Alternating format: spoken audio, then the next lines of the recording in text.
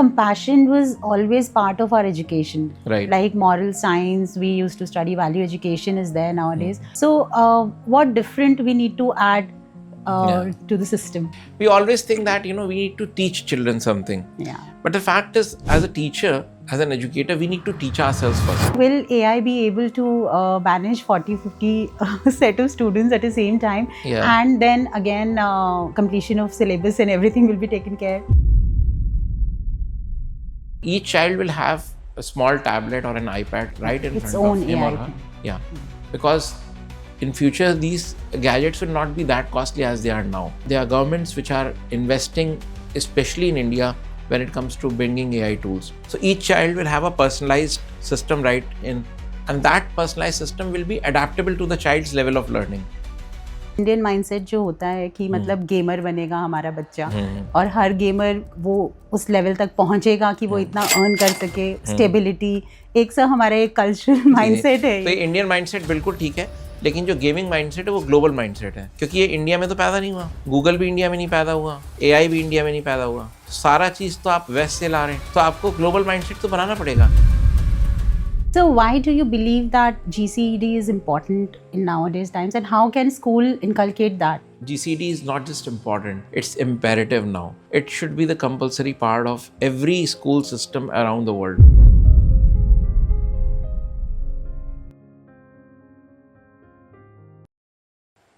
Every great change begins with a conversation, and today we begin one that truly matters.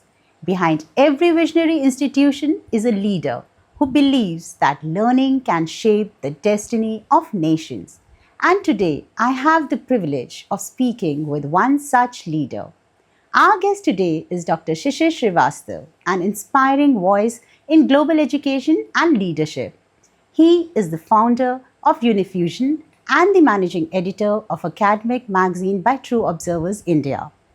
He has over 25 years of experience in education, leadership, international relations, and the school advisory. He has worked closely with the institutions like CMS and many global educators to bring transformative learning opportunities to students. Sir, welcome to our podcast. Thank you, Neha ji. Good evening. Thank you so much for gracing this, sir. Yeah. My pleasure and honor, and it's a privilege to do a podcast with you. Pleasure is all ours, sir. Thank you. So what inspired your shift from school to Unifusion? Yeah. So my journey in CMS began in January 2000, 25 years ago. I started my career working with a great educator, Dr. Jagdish Gandhi, and I had a great learning with him.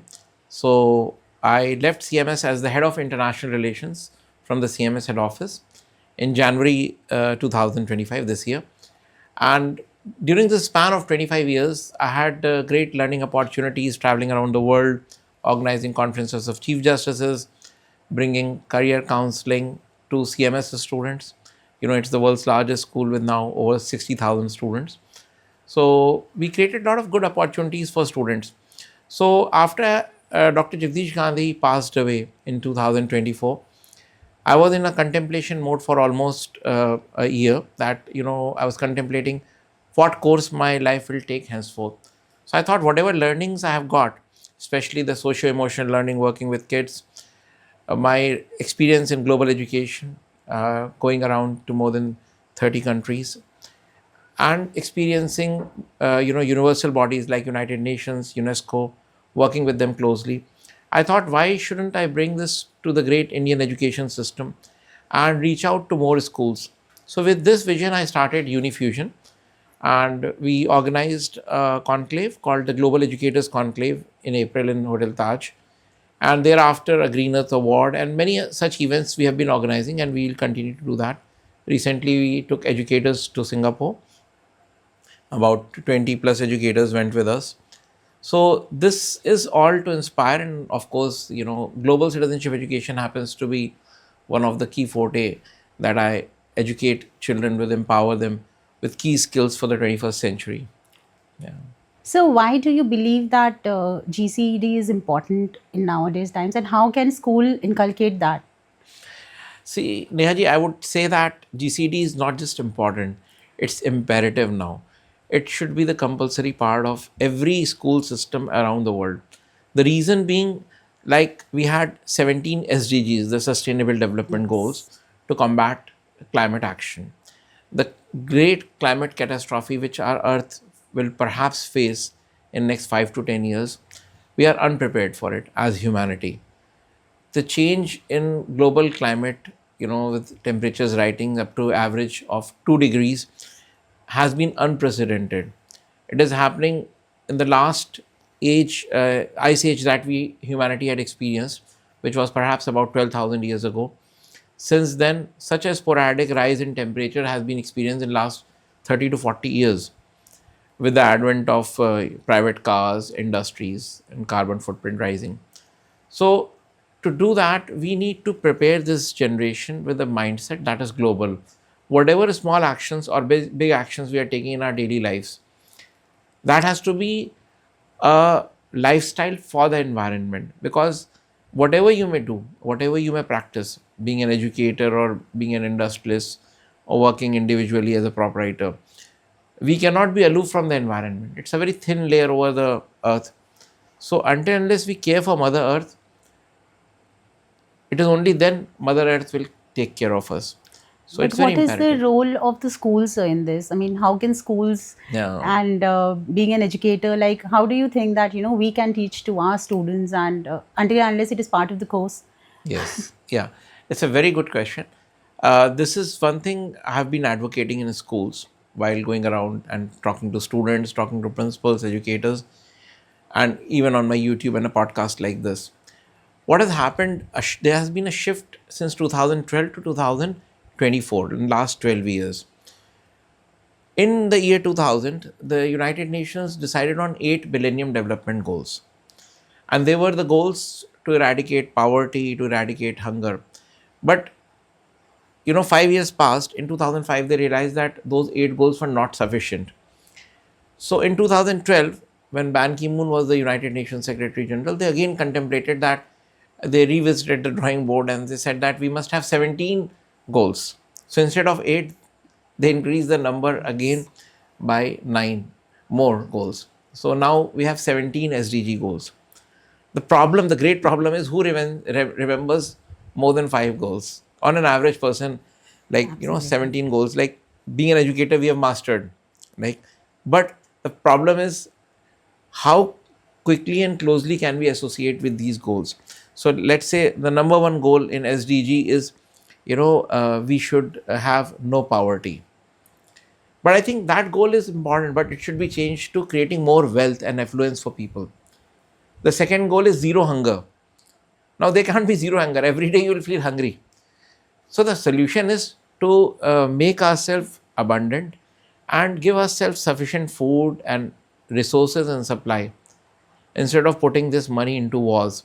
So, there has to be an integration of these goals. So, then UNESCO very lately realized that we should have one common goal, not to confuse people with 8 or 17 goals. So they have now one common goal, and that is GSED. They said empower every citizen to think globally for the citizens, and it should be a movement by the citizens and for the global citizens. Now, the problem is that suppose I'm a citizen of India, I'll be called as an Indian citizen, right? Yes. Suppose somebody is a citizen of Germany or Nepal, they'll be called a citizen of Nepal or Germany. Absolutely. But problem is when you call somebody as a global citizen, when there is no global country, Yeah. I mean we have Earth, but there is no governance for the world. United Yes. Nations is an intergovernmental agency. If US wants to attack, for example, any country, or for that matter, Israel wants to attack any country, or for that matter, Russia wants to attack any country, or North Korea wants to attack, let's say, South Korea, they are free to do that.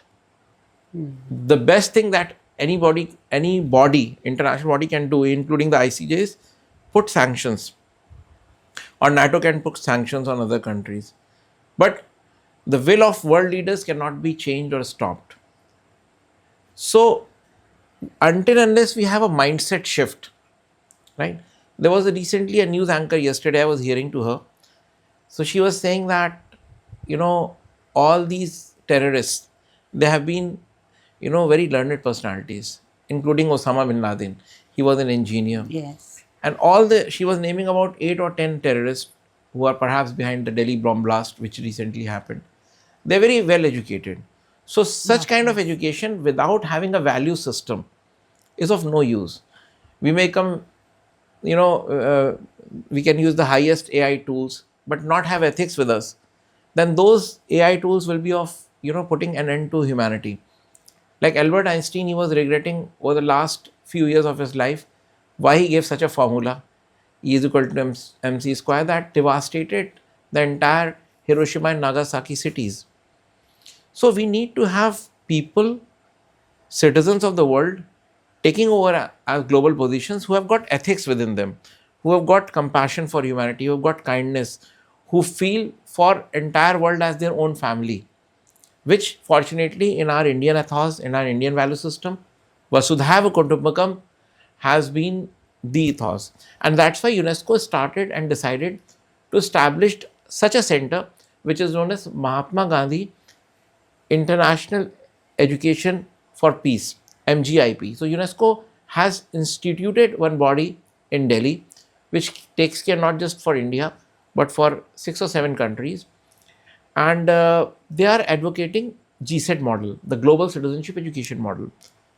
It also has SEL, the socio-emotional learning embedded in it. It also has the 17 SDGs also as a part of it. It also has ethical AI in it. So GSET is not just about talking that, I become a global citizen, I think for the entire world. No, no. It's about developing somebody as a total quality person who thinks, feels, hears for the world. And not only that, he takes action on behalf of not just citizens of his or her own country, but feels interconnected with the citizens of the entire world. So that is all about global citizenship education. So once we have the Gen Alpha, Gen Beta, and of course the Gen Z prepared with a global mindset, and they will grow up as good leaders. And believe me, that this generation, the Gen Z and the Gen Alpha, present ones, they are actually becoming global citizens. For them, boundaries do not exist, and for them, the old dogmas of caste, religion, they are beyond that. So I'm very happy that technology has reduced borders, and we as educators need to guide them with a good value system, so that once they go back home or once they go back to society after finishing their class 12, they work as compassionate global citizens for the environment, for people of not just their country but for the entire world, and make this world a much more habitable, cleaner, sustainable place to live. So, compassion was always part of our education. Right. Like moral science, we used to study value education, is there nowadays. So, what different we need to add Yeah. to the system? We always think that we need to teach children something, Yeah. but the fact is, as a teacher, as an educator, we need to teach ourselves first. Now suppose there's a math teacher, I'm just giving you an example in a class, or let's say a history teacher, or let's say there's a geography teacher. Now suppose a child solves a math problem and that is not up to the mark. Let's say there are 6 steps and at the 5th step the child has created some problem. Now most of the math teachers, they immediately scold the child.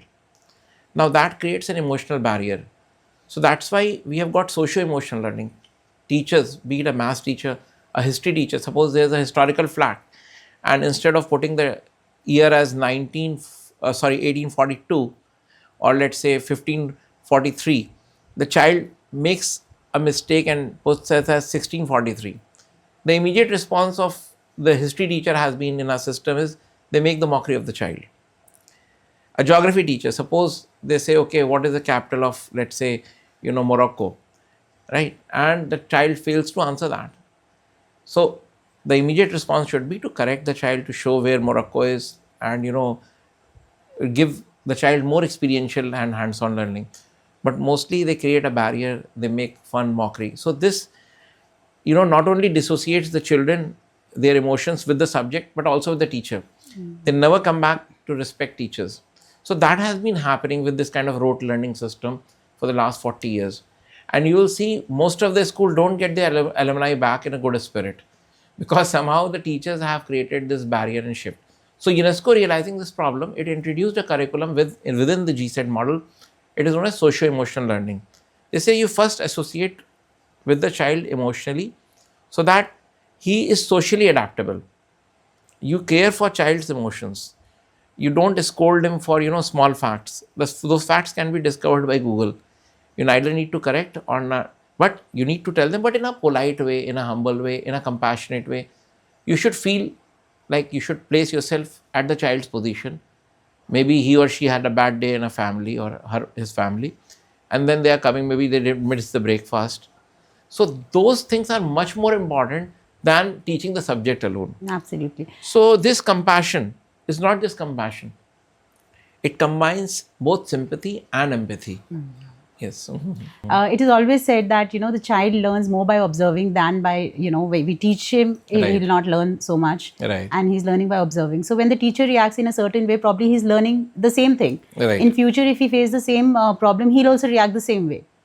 So if we show the empathy at that point of time, so probably the child will also realize that, okay, this is how I have to react when things like this happen.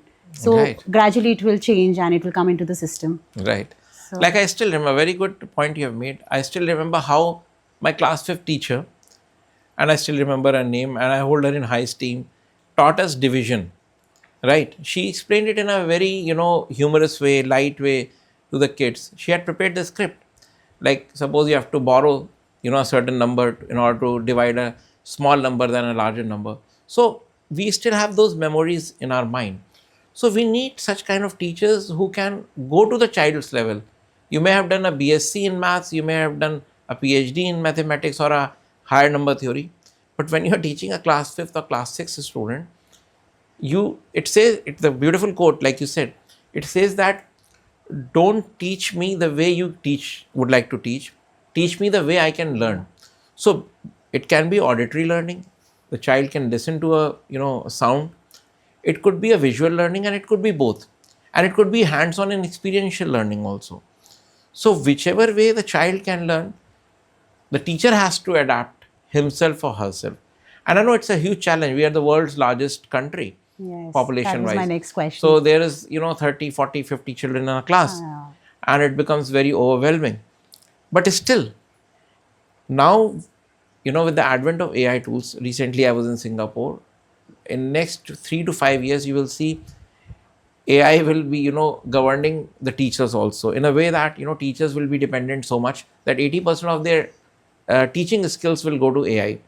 Because, scientists in Korea, in Singapore, and in Japan, they have created high level AI systems which will be, so much attractive that the child will learn at ease.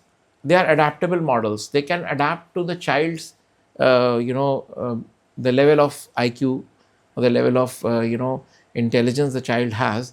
They will quickly adapt. They will teach the child at that level immediately. So teachers will be dependent. Now, when that happens, there will be a better relation between the teacher and the child, because the teacher will only have to care about the socio-emotional learning, the intelligence part, the information part, the knowledge part. AI will take care. So there has to be an amalgam of both, the value system as well as what AI is bringing in. So will AI be able to manage 40, 50 set of students at the same time? Yeah. And then again, completion of syllabus and everything will be taken care? Exactly. See, each child will have, a small tablet or an iPad right in Its front own of him AI or her. thing. Yeah. Because in future, these gadgets will not be that costly as they are now. Like now, suppose a tablet costs 20,000 rupees. In future, it might just cost 5,000 or 10,000 rupees. Compared to the annual fees of the child, it will be a small amount usually. And then government will also pour in money, because there are governments which are investing, especially in India, when it comes to bringing AI tools. So each child will have a personalized system right in, and that personalized system will be adaptable to the child's level of learning. So there will be one chapter going on, but at the same time, the level at each child, be it 40, 50, 100 kids at the same time, even more, they will be able to relate to what subject they are learning at the level at which they are understanding. So this is the beauty of AI in future. Okay, and how much time span is expected, so when all these It's things? immediate. When I went to the EduTech conference in Asia recently, Yes. it was on 5th and 6th November in Singapore. There were 200 exhibitors, and out of them, about 40 exhibitors have all these tools ready with them. Only problem is there's a curriculum, like we have a CBSE curriculum, ICSE curriculum, Cambridge curriculum, or for that matter, some part of culture is also involved. But that also within 6 months they are saying they can make it adaptable, because the basic system of the how AI contemplates things, reacts, is same. So only set of instructions have to be changed for a country specific audience. So Okay. they are 100% ready. In next, you will see from 1 year to 3 year, just like computers came with, like earlier to afford a computer lab was a privilege. Now every school has a computer lab. Almost every classroom has a smart classroom. So Yes. gradually it will happen. You recently recognized educators for Green Earth Awards. So, what qualities so you see in the educators? Right. See, the whole idea about the Green Earth Award was there are, educators, schools which are going beyond books, beyond classrooms, to go the extra mile to, actually work for the environment. So the idea was to inspire such educators and more educators, and we are going to do it in multiple cities now. We are going to take it to 28 cities in India starting December. So next award event is in Jaipur, for example. We are also going to take it to the Kawal cities. That is, the Kawal is K is for Kanpur, A for Allahabad, V is for Varanasi, Okay. A again for Agra, and L Lucknow we have already done. So we are going to even go to all the cities in Uttar Pradesh, because the idea is not just about giving awards. The idea is to inspire educators as well as their students. So we'll also have awards in different categories, even for students who are taking initiatives. So a whole range of categories has been planned, and the magazine, Academica magazine, in the month of December, we are coming up with a full page announcement how these categories will be judged, and we are inviting projects from schools. What are they doing to make Earth more sustainable, to make their schools more sustainable? Whether they are planting trees, whether they are having solar panels, whether they are investing in rainwater harvesting, or even if they are doing a simple act like saying no to plastics in their campuses. So, all of that and a set of questions, if they answer it correctly, we'll have an audit done, and then we'll be awarding them with the Green Earth Award. Okay. So, do you think that like CBSE should inculcate these things and should ask the schools to do? CBSE does ask, Yes, CBSE is asking that right, you plant more trees and send the pictures and everything is being done in the schools. right. So, is it from the same? Do you think that the initiative from CBSE and your initiative is somewhere like when you ask the school to bring something to you with the pictures of what are you do, what are your initiatives? So it coincides with the CBSE thing? Yeah, so that's a very good question. CBSE has asked all the schools to make Yes, eco clubs, for example. absolutely. So they already have it, right? But there is no kind of parameter judgment system. Uh, there is definitely an award which is, they are having green Olympiads, for example, at the Yes. national level. But that's only limited to a few cities or a few privileged schools, but we want to make it a people's movement.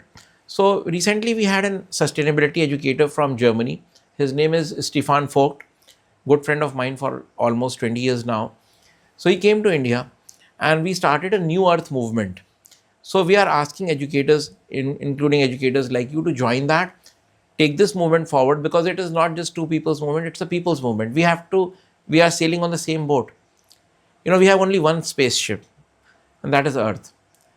But in order to sustain this spaceship, we need four Earths as of now. In 2004, we needed 2.5 Earths to sustain our life. So Earth is becoming highly unsustainable with the kind of clothes that we go on to buy, Yes. the kind of investments we make, the kind of irresponsible lives we all human beings, including me, are living. Right? For example, I should not be wearing this coat. I can be, in a normal, shirt, for example. But there are social norms that we have to adapt. Absolutely. So ideally, like, I mean, truly speaking, we should be living like Mahatma Gandhi. But it's very difficult. It's very Yes. difficult because there are so many social norms. But fact is, when a climate catastrophe will come, people will be forced to break down these social norms. And that's not very far. It's just 5 years from now. Like we will say that, how is this possible? I'll just take you 5 years in the hindsight. In February 2020, nobody presumed that COVID will come. In March 2020, COVID came. In April, just 2 months later, during the lockdown, everybody was wearing mask, and that was the new social now. Washing hands 6 times, 7 times, 12 times a day was a new normal thing, and everybody was trying to adapt to the new normal. So what new normal will be, we'll only come to know in After next 5 years. 5 to 10 years. God forbids, but the fact is, it's all predicted. There'll be floods, there'll be cloud bursts, there'll be massive migration of population because of the climate change that is going to happen. A lot of, wildfires, tsunamis.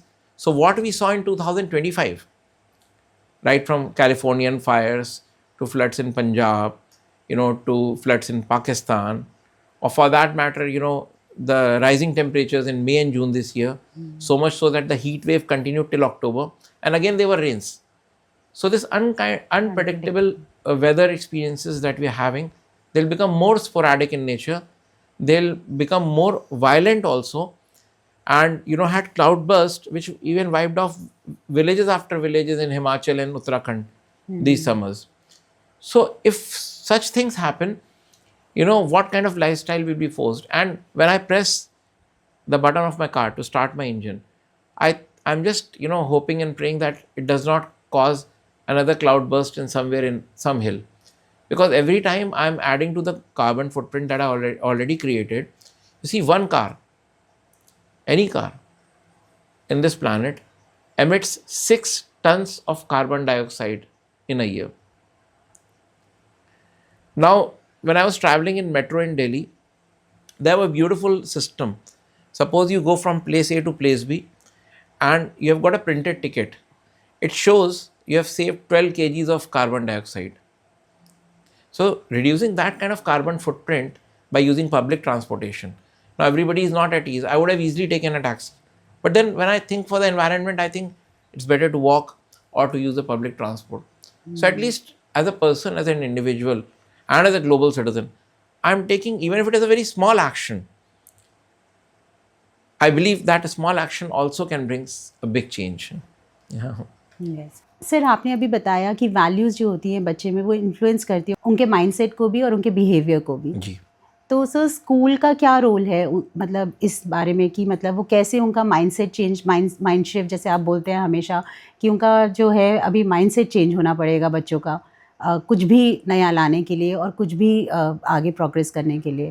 तो school का sir इसमें क्या role हो सकता है? देखिए, school को एक एनवायरनमेंट ऐसा क्रिएट करना पड़ेगा, climate of encouragement, a climate of inspiration, a climate that automatically teaches values. उसके लिए मैं छोटे से एग्जांपल्स दूँ कि good quotations which inspire children, which give them good values, वो आपको स्कूल के चारों तरफ लगा देने चाहिए, including classrooms, so that whenever the child is alone और walking through the corridors of the school, वो बच्चा देखे उनको, उनसे इंस्पायर हो। फॉर एग्जाम्पल, मैं एक छोटा सा कोटेशन दूँ कि the price of greatness is responsibility. अब ये कोटेशन मैंने कहीं पढ़ा, मेरे को आज तक याद है, मैंने स्कूल में ही पढ़ा था अपने। तो अगर आपको ग्रेट बनना है, अगर आपको कुछ भी अच्छा करना है लाइफ में, तो आप रिस्पॉन्सिबिलिटी लीजिए, ठीक है। जैसे एक कोटेशन है कि if you want to be loved and liked by everyone, help others. तो ये छोटा सा ही बात है कि आप हेल्पिंग एटीट्यूड रखिए, तो देखिए दूसरे आपको ऑटोमेटिकली रिस्पेक्ट करेंगे, लाइक करेंगे। So there are so many quotations, I mean there are quotations by Swami Vivekananda, Mahatma Gandhi, Albert Einstein, Mother Teresa. All of these should be hung around the school, पहली चीज़। दूसरी चीज़ है, moral education is not the sole responsibility of moral science और moral educator जो भी आपके school में।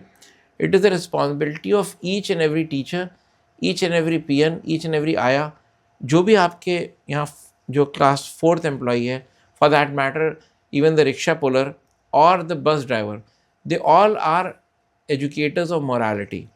बच्चा खाली टीचर से नहीं सीखता या अपने क्लासमेट से नहीं सीखता, ठीक है, principal is the role model ideal, right? Vice principal is the role model ideal, the class teacher is an ideal, but beyond that also. So this kind of ethics education में जो होनी चाहिए, there has to be a compulsory class every week, if possible every day, चाहे वो 10 ही minute का सत्संग हो, वो सबको करना चाहिए, and that should be the starting point of the day. So prayer assemblies are a good point. Then at different levels, we should, the principal and the school management should go on teaching. People say that you cannot teach ethics. तो मैं कहता हूँ ठीक है, अगर आप ethics नहीं सिखा सकते तो आप maths भी नहीं सिखा सकते. So everything is learnable, right? Suppose I have a set of ethics which are wrong, and I find out after experimenting that my behavior towards people or society was wrong. What do? I go back and I correct that system. I learn more good values or better values, and then I come back again. I perform. Then I see how my behavior is, influencing others. Is it actually affecting others? Is it creating a positive belief in others about me or not?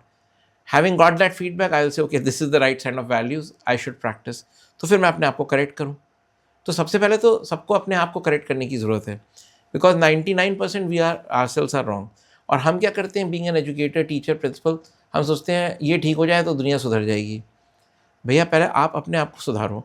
C, there is a beautiful quotation. It says that a teacher with 20 years of experience may mean 1 year of wrong experience repeated 20 times. So हमें क्या करना है, we have to constantly improve ourselves, we have to improvise ourselves, we have to see whether the pattern that we are behaving. अगर 20 साल से हमारे बच्चे वापस एक भी एलुमनाई मुझसे मिलने नहीं आ रहा है, ये क्या कि सर आपने अच्छा पढ़ाया था या आपने जो 20 साल पहले बात कही थी, तो फिर तो मेरे अंदर बहुत बड़ी गड़बड़ है. लेकिन मैं देखता हूँ जब हम मिलते हैं अपने स्टूडेंट्स से, वो आते हैं कि सर आपने 20 साल पहले ये चीज़ सिखाई थी, आज भी मुझे याद है ग्लोबल सिटीजनशिप क्लास लिया था आपने, संडे सेमिनार लिए थे, तो मुझे बड़ी खुशी होती है. तो वो जो चीज़ें थी वो मैंने अडेप्ट करी, उनको और अच्छा करने की कोशिश की. सो मच सो कि जो वर्ल्ड सिटीजनशिप के क्लासेस या ग्लोबल सिटीजनशिप के क्लासेस हम लेते थे, now I am doing with schools across Lucknow, and perhaps we'll be creating an AI tool with which we'll be taking it to 10 million students in by 2035. अगले 10 साल में मेरा खुद का ये पर्सनल मिशन है कि at least I should be able to empower 10 million, 1 crore बच्चों को, चाहे इंडिया में चाहे वर्ल्ड ओवर, हम एम्पावर करें with global citizenship education. So this is my personal kind of mission. So I think every educator can see what he or she is good at. अब मैं एक देखता हूँ लिंक्डइन पे बहुत अच्छी मैथ्स की टीचर हैं. She creates beautiful videos solving complex problems in a very simple way and a practical way. And she puts those on LinkedIn and she has got more than 2 lakh followers. Similarly, I see a SDG teacher, Sustainable Development Goals teacher. She's also on LinkedIn. Whatever best practices are happening about sustainability, renewable energy, rethink, recycle, reuse, जो भी 4 hours हैं practice करते हैं, उसके वो best example LinkedIn पर आ रही. She has got 1 million followers. So teachers are only limiting themselves to classrooms. The entire world is a classroom. So we have to see this earth as a big school. We are both educators and we are co-learners with our learners. यानी कि students के साथ हम learn करते जाएं, constantly evolve करें. This is the age of great learning. Alvin Toffler said, the illiterates of 21st century will not be those who cannot read or write. वो illiterates नहीं होंगे जो पढ़ लिख नहीं सकते. द illiterates, जो अनपढ़ लोग रियल होंगे, the illiterates of the 21st century, this century will be the ones who cannot learn, unlearn and relearn. So कहने का मतलब है हमें कॉन्स्टेंटली जो है काइजन फिलॉसफी अपनानी चाहिए. 1% improvement every single day, and what ever new thing is coming we must try our hand. If not, पारंगत ना हो, कुशल ना बने, बहुत ज़्यादा स्किल्ड ना बने, लेकिन एटलीस्ट ट्राई तो करें. So do you think that like educators तो अपना काम कर रहे हैं, स्कूल में जाके पढ़ाते हैं, but do you think that parents also need to be educated about all this? Of course, yes. Because technology, like अब पेरेंट्स देखेंगे रील और हम बच्चे से एक्सपेक्ट करें कि वो देखे SDG के वीडियोस, तो वो सर थोड़ा सा मतलब पेरेंट्स का कितना इन्वॉल्वमेंट होना चाहिए. So specially if I talk about small children, वो हमेशा कंप्लेन करते हैं कि बच्चे हम स्क्रीन टाइम ले रहे हैं, even the attention span of the children have gone down, like 15 second का, 30 सेकंड का, हम लोग उनको कोई इंस्ट्रक्शन देते हैं, उनको सिर्फ 15 सेकंड याद रहती है वो instruction, then again they are back to square one. So like this, so these changes are also there in this generation. Right. So how, what do you think about what this? you have said is 200% correct. Parents need to become leaders of their own children. They are the first leaders. Because कहते हैं ना, charity begins at home, so value system also begins at home. अब मैं आपको example देके बताता हूँ. I went to मतलब my larger family जो है, वहाँ गया तो मैंने देखा कि जो ग्रैंड मदर थी वो अपने पोते को समझा रही थी कि मोबाइल ना देखो, और उन्हीं का बेटा, यानी कि the son's father, sorry, he was himself engrossed in the mobile. तो पहले मैंने क्या किया, मैंने उसका मोबाइल ले लिया, फिर मैंने कहा अब आप इसको बताइए. So the child also left the mobile.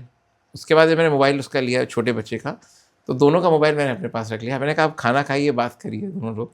सो कहने का मतलब है, sometimes things have to be forced and shown to parents also.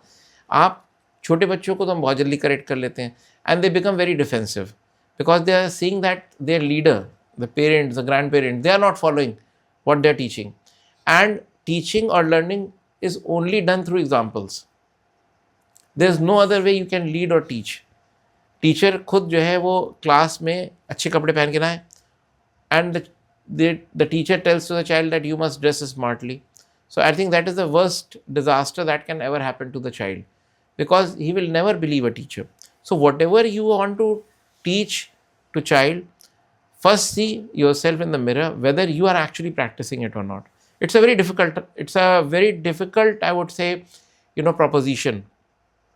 Because Mahatma Gandhi को भी टाइम लग गया. महात्मा गांधी के इंसिडेंट से his doctor told him that his wife is very ill and she should not be eating salt. तो महात्मा गांधी ने जो है कस्तूरबा जी को जाके कहा कि तुम नमक खाना बंद कर दो. तो कस्तूरबा जी बोली कि तुम नमक खाना छोड़ दो तो मैं भी छोड़ दूंगी.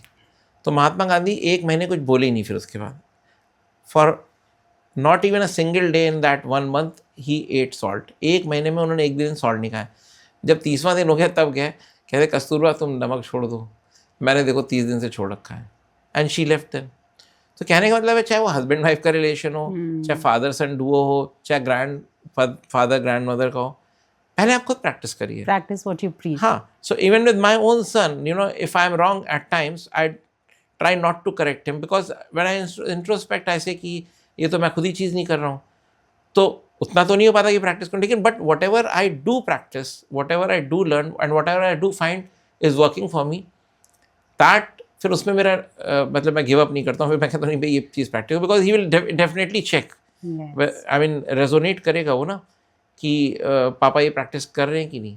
सो it's a difficult ethical dilemma, but then every parent should aspire to go through this dilemma, correct himself और herself, and only then go on advocating. और तब तक आपको कोई फ़ायदा नहीं है. आप 10 बार बोल दो कि जो है वो मोबाइल में गेम मत खेलो, ये खेलो. हो सकता है मोबाइल गेम खेलना है उसकी डेस्टिनी हो. Yes, many children now want to become a YouTube gamer. Yeah, they want to practice coding, they want, because it's the number 3 industry in the world.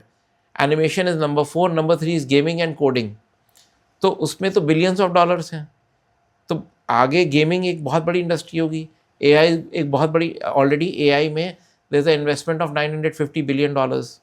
पर फिर सर वही इंडियन माइंडसेट जो होता है कि मतलब गेमर बनेगा हमारा बच्चा, और हर गेमर वो उस लेवल तक पहुंचेगा कि वो इतना अर्न कर सके, स्टेबिलिटी, एक सर हमारा एक कल्चरल माइंडसेट है. तो ये इंडियन माइंडसेट बिल्कुल ठीक है, लेकिन जो गेमिंग माइंडसेट है वो ग्लोबल माइंडसेट है, क्योंकि ये इंडिया में तो पैदा नहीं हुआ. गूगल भी इंडिया में नहीं पैदा हुआ, माइक्रोसॉफ्ट भी इंडिया में नहीं पैदा हुआ, AI भी इंडिया में नहीं पैदा हुआ. तो सारा चीज़ तो आप वेस्ट से ला रहे हैं, तो आपको ग्लोबल माइंडसेट तो बनाना पड़ेगा. Now there is no western mindset, there is no eastern mindset, there is only one mindset. The east and west are coming together. The east is east and west is west, and never the twain shall meet. But I say that the east may remain east, the west may remain west, but now together they are making one global citizen. So जो आपका cultural bent of mind है, whether it's eastern mindset or a western mindset, oriental हो, occidental हो, fact is कि we also need to have one global mindset. And we need to have global curriculum for that, sir. Exactly, that's a good question. Yeah, it's a good thought, I would say. We must have a global curriculum which should have ethics in place first. Because global curriculum तो AI भी बना के दे देगा, ठीक है. We'll get rid of the IB, CBSE, ICSE, UP board, all the Cambridge board. We can get rid of them in future. Next 10 years में we will definitely have one global curriculum evolving. Because rule करेगा कौन? 80% will be driven by AI. 20%, yes, we'll have spirituality, our intuition, our creativity, the potential threats that we might have from AI, that will be definitely checked by human beings. And AI, I hope, will never be able to take over those. We will work with AI in a very efficient way. Just like आपको place A to place B जाना है और आप पैदल चल के भी जा सकते हैं एंड कार से भी जा सकते हैं. अब अपनी कार के साथ वर्क ना करिए, so you might take 1 hour to reach place A to, लेकिन कार से आप 15 मिनट में पहुंच जाएंगे. So what I want to say is use AI as a tool to increase your efficiency, but do not be dependent on that so much so कि हम बिल्कुल walk करना ही भूल जाएं, कार से निकले ही ना कि वॉक करना भूल जाएं. So we need to have that kind of sense कि when to use AI and when not to use AI, when to be free from AI, when to depend on AI. And what about emotional intelligence, sir? Emotional intelligence will be there in the curriculum. Will we be able to teach children emotional intelligence, or it has to be like the values have to be inculcated similarly? Right. It's a good question. I think emotional intelligence will come naturally because even to introduce AI, for example, we'll have to see the child is not born out of AI. The child is coming from a family. He or she may have some family problems, issues with parents, issue with peers, issues with, right from starting from his or her home to coming down to school to interacting with teachers. So kahin na kahin with, of course, friends, emotional dilemmas child के right from age, let's say 6 to age 18, 19, जब तक वो बच्चा हमारे साथ रहेगा तब तक वो होंगे ही होंगे. And the whole challenge of educators is to address that first before they start teaching him or her any subject, including AI tools. Because until unless you address the emotional kind of care for the child, he or she will not start learning. वो disconnected रहेगा. आपको कोई भी चीज़ पढ़नी होती है, for that matter दिमाग में बिठानी होती है. If you have to grasp something, it takes 20 minutes at least to for the first 20 minutes for that thing to settle down, even if you are alone or in a classroom. So if that mind is in a emotional turmoil for any reason, how will the learning go inside? So that's why we have to have we have to adapt according to the emotional stage of the child, understand, and only happy children learn faster. So we have to make them as happy as possible. It may be a simple act of clapping in the classroom, applauding a child, appreciating each and every child for whatever unique gifts they have got. जो भी बच्चे की uniqueness है उसको हमें कोशिश करनी चाहिए कि हम वो एड्रेस करें, उसको अप्रिशिएट करें genuinely, and we should celebrate each and every child. हर बच्चा एक यूनिक गिफ्ट है. ही और she is a unique gift of God to humanity. So we have to endeavor to make every child good and smart before we make the child actually educated. Because if the child is good, smart, productive for the society, like you were giving an example of picking up litter from the classroom, हम बातें करें स्वच्छ Bharat mission की और classroom को ही गंदा रखें. I think it's a very a sarcastic way of seeing how Swachh Bharat mission is not carried out. So we have to start with our home classrooms, and classrooms are the curators of destiny of the child. Yes. So वहीं से president, prime minister future के निकलेंगे, वहीं से global leaders निकलेंगे.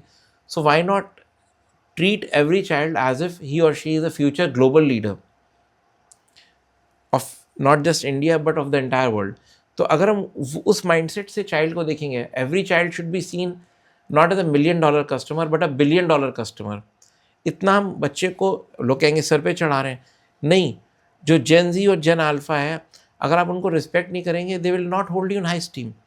दे are 10 times more aware than we educators are. So we have to respect the kind of knowledge processing systems they have already got in their brain, how adaptable they are to technology. So our job as educators is to learn from them first.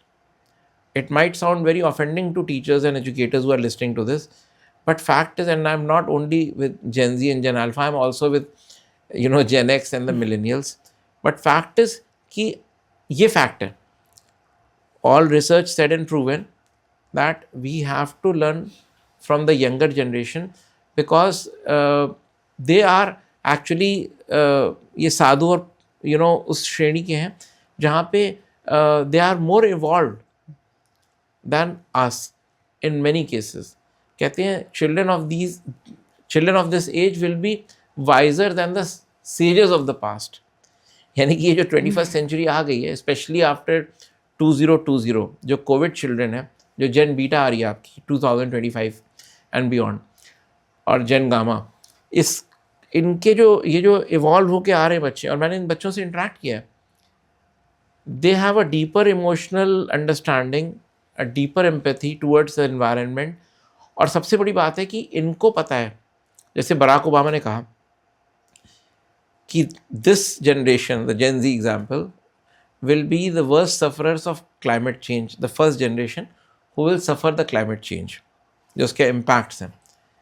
क्योंकि हमने तो ठीक ठाक एक लंबे time पे rainy season, अब लेकिन इतना ज़्यादा, but and perhaps they will be the last, he said.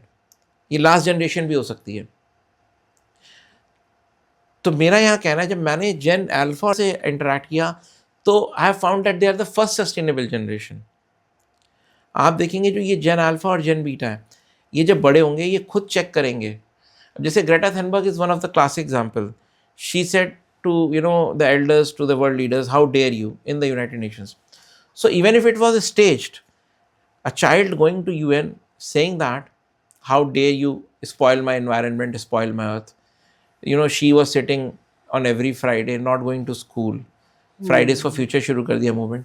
सो इस टाइप के बच्चे आप देखेंगे बहुत ज़्यादा जो है वो मेन स्ट्रीम में आ जाएंगे. They're very vocal about their exactly opinions. And when I interview these children, I've got their interviews on my social media platforms, on my YouTube, on my Facebook.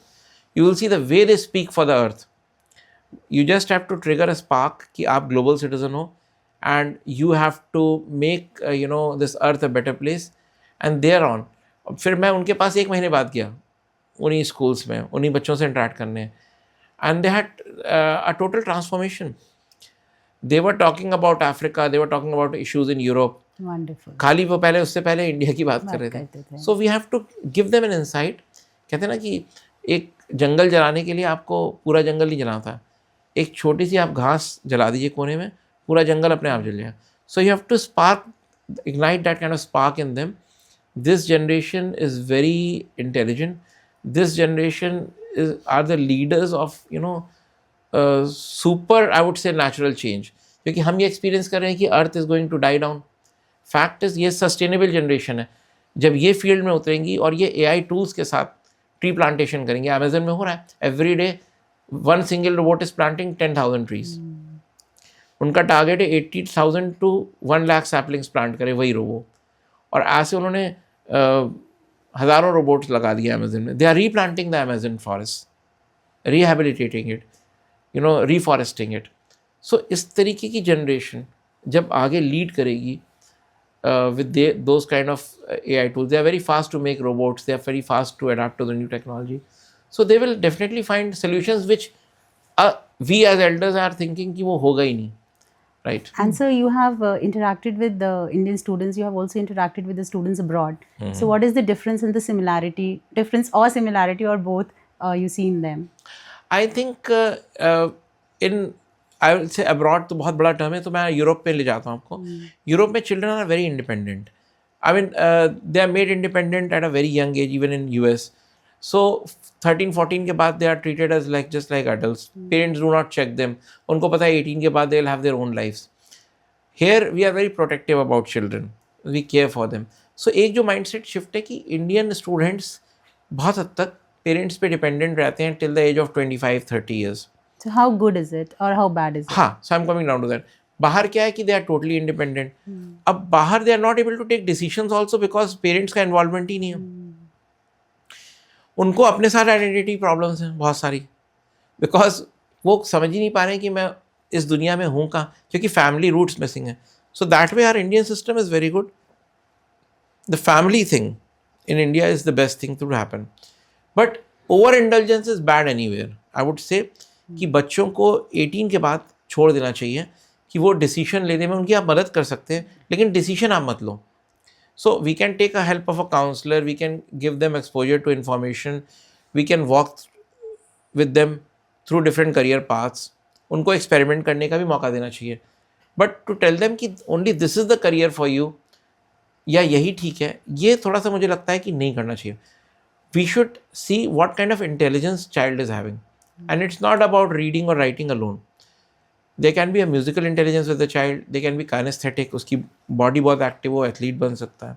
अब देखिए, आप सारी जो विमेन टीम थी अभी हमारी जो जीती है क्रिकेट टीम, अगर उन सारी लेडीज़ को हम ये कह देते कि आप जो है IIT जाओ या डॉक्टर बनो या घर में ही रहो और घर घर संभालो, तो क्या हमारे पास एक सक्सेसफुल विमेन क्रिकेट टीम होती? नहीं होती. बट फैक्ट अगर आप हर एक की लाइफ में जाएंगे, तो अगर मैंने 7-8 केस स्टडीज़ करी उन विमेन की, so everybody had a very difficult childhood. They parents wanted them to become something और they could not even afford so much कि वो ट्यूशन फीस भी भर पाएँ. सो कहीं ना कहीं उनकी डेस्टिनी ने उनको स्पोर्ट्स में ला के खड़ा कर दिया, बट उस स्पोर्ट्स में रहने के लिए भी उनके पास इनफ नहीं था. But somehow they persisted. तो इंडिया में तो कोई भी करियर बनाना बहुत मुश्किल है. बाहर they are very supportive government. There is a socialist society, Germany for example, और US, they have a whole academies dedicated कि आप कुछ भी नहीं करेंगे, आपको ओलंपियन बनना है तो right from grade 6 to your graduation they help you with everything, the meals, the education is given free. So ये चीज़ें जो है मुझे लगता है इंडिया की गवर्नमेंट को करनी चाहिए और अकेडमीज़ बनानी चाहिए. Which ever intelligence child has, we should have academies supported fully by the government, fully sponsored, 100% subsidized, और उन बच्चों को उन academies में place करना चाहिए so that they explore their talents, they develop their talents. Finally, sir, what is one message you want to give to our educators and students who want to contribute to building a peaceful and sustainable world? Okay. I believe this is our world. The world belongs to each and every one of us who is inhabiting this planet, be it educator, be it children, be it parents, be it grandparents. So we are living in this world, the world belongs to us. Similarly, we also belong to the world. That means just as we have got trees, we've got plants, and we've got the entire flora and fauna, the air that we breathe. So similarly, we are also existing as humans. So our consciousness is in aligned with the consciousness of this planet. So this planet is not a dead planet. Of all the 9 planets or 8 planets that we have, or the millions of planets we might have in this entire multiverse, this Earth is the only living planet that we know. And it has not just magnetic field or a gravitational field, it also has a field of consciousness. That means, suppose your heart, it's said that the human heart is 5,000 times more powerful than the human brain. So ये तो ठीक है कि हमारा जो heart है, maybe it is more powerful, maybe it is 50,000 more powerful. So this circle of unconditional love is not limited to the body itself. In fact, just like the gravitational field, it has got, it expands up till infinity. Similarly, the circle of compassion of a human heart expands up to infinity. So each and every one of us, as a global citizen, as a citizen of this planet, needs to expand his consciousness, not just to himself or his family or his city or her city or her state, her country, or her earth or planet as a whole. It has to be expanded to all the known existence. So once you expand this mindset and once you expand your consciousness, you will see everything is coming to you. And once everything is coming to you, you will feel, you'll feel the pulses of the entire universe within you, right? So this power of unconditional love, without any boundaries, without any conditions, once you are one with the frequency of this planet, with the frequency of this universe, you will feel that you are one with everything that you know, including the Supreme Being, one Supreme Intelligence. People call him or her God or by different names, but let's call the supreme intelligence as one entity. So once you are one with that, there is no separation. There is no you and me. There is no this and that. You are one person who is, actually living in the world, and in fact, the entire world is living in you. So once you mirror that, then you feel that, whatever actions you are taking on a daily basis are just a reflection of what the world has destined for you. So destiny has placed enormous responsibility on you, on me, to take care of this planet in this lifetime, whatever limited lifetime we have, so that we give to our children, to our grandchildren, and the future generations a safer, a more just, a peaceful, united, prosperous, affluent, and a sustainable world which has got renewable sources of energy. So once we leave Earth in this format, I think we have done our job. So we must take care of everything and everyone. Yes, exactly. Yeah, that's true. Very well said. Thank you. Thank you, sir, for sharing such profound insights with us. Thank you. And it was a pleasure having you, sir. Thank you so much, Neha ji. It was my pleasure too. So, to every parent listening, to every teacher working silently behind the scenes, and to every young mind dreaming of a future, remember, you matter. Your journey matters and your growth matters. This is Neha, and you were listening to Podcast Vibe with Neha. And I hope today's episode stays with you for long after it ends. Let this conversation be the spark for a brighter future. Thank you.